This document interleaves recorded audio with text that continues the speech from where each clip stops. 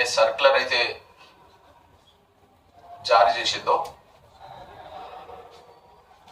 ఆ సర్క్యులర్ ప్రజాస్వామ్య స్ఫూర్తికి విరుద్ధం. ఆ సర్క్యులర్ సారథిలో ఉద్యోగ ధర్మం నిర్వర్తిస్తున్న కళాకారుల స్వేచ్ఛను హరించే విధంగా ఉంది. ఈ అప్రజాస్వామ్య నిర్ణయాన్ని ఆ సర్క్యులర్ను వెంటనే ఉపసంహరించుకోవాలని చెప్పి ముందుగా మేము డిమాండ్ చేస్తున్నాం.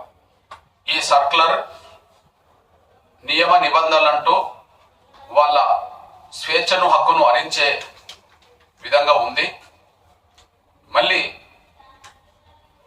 క్రమశిక్షణ పేరుతో వారి స్వేచ్ఛను పూర్తిగా హరించే విధంగా ఈ సర్క్యులర్ ఉంది. బహుశా ఈ సర్క్యులర్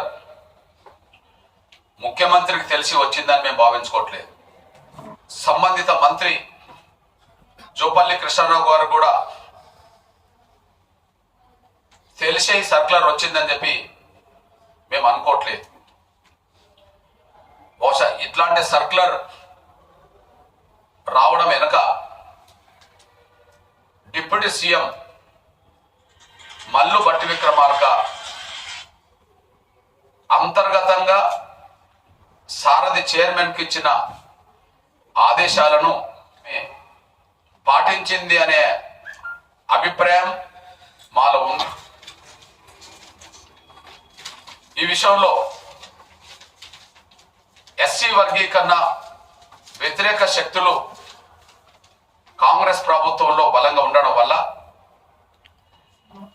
బహిరంగంగా కాంగ్రెస్ పార్టీ ఎమ్మెల్యేల రూపంగా ఎంపీల రూపంగా ఉండబడే మాల సామాజిక వర్గం వాళ్ళే వర్గీకరణ వ్యతిరేక చర్యలకు పాల్పడుతున్నారు. అందుకు వాళ్ళు పెడుతున్న సమావేశాలు సభలు సాక్ష్యం. ఆ సమావేశాల్లో సభల్లో వాళ్ళు మాట్లాడుతున్న మాటలు సాక్ష్యం. ఎస్సీ వర్గీకరణ వ్యతిరేకించడం అంటే కాంగ్రెస్ పార్టీ మేనిఫెస్టోను ధిక్కరించడమే.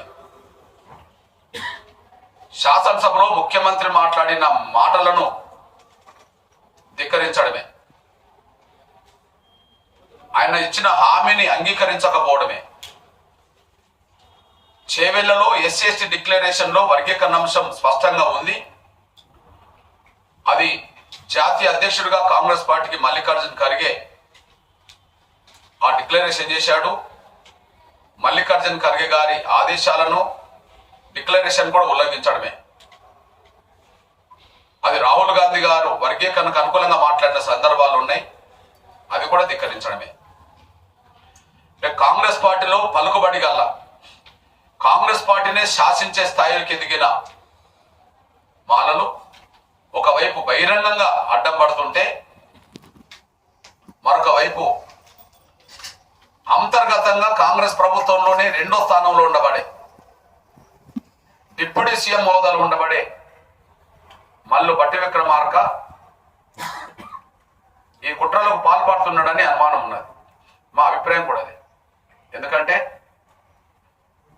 సారథి చైర్మన్ నియమించడంలో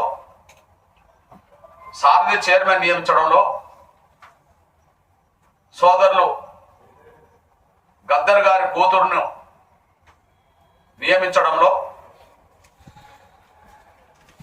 డిప్యూటీ సీఎం పాత్ర ఉన్నదని సమాజానికి అర్థమైంది.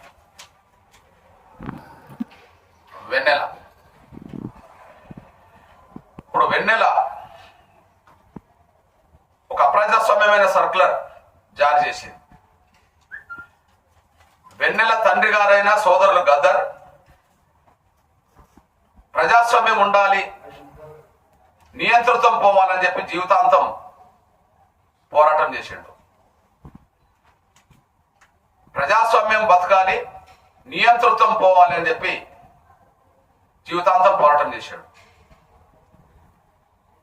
తండ్రేమో ప్రజాస్వామ్య విలువలను కాపాడడానికి గద్దర్ గారు ప్రయత్నం చేస్తే, అందుకోసం తన జీవితకాలం పాటు వెచ్చిస్తే, గద్దర్ అన్నగారి కూతురు వెన్నెలోమో ప్రజాస్వామ్య విలువలకు తిరోధాకాలు ఇచ్చి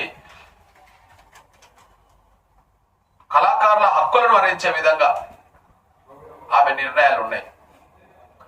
అంటే తండ్రి అడుగుజాడల్లో నడిచే కూతురు కాదని, ఈమెలో నియంతృత్వ లక్షణాలు ఉన్నాయని, ఈ నియంతృత్వ లక్షణాలకు ఊతం పోసింది ఇంటర్నల్ గా వర్గీకరణ వ్యతిరేకించే డిప్యూటీ సీఎం అనే విషయం మాకు అర్థమవుతుంది. వెంటనే ఈ సర్క్యులర్ ఉపసంహరించుకోవాలి.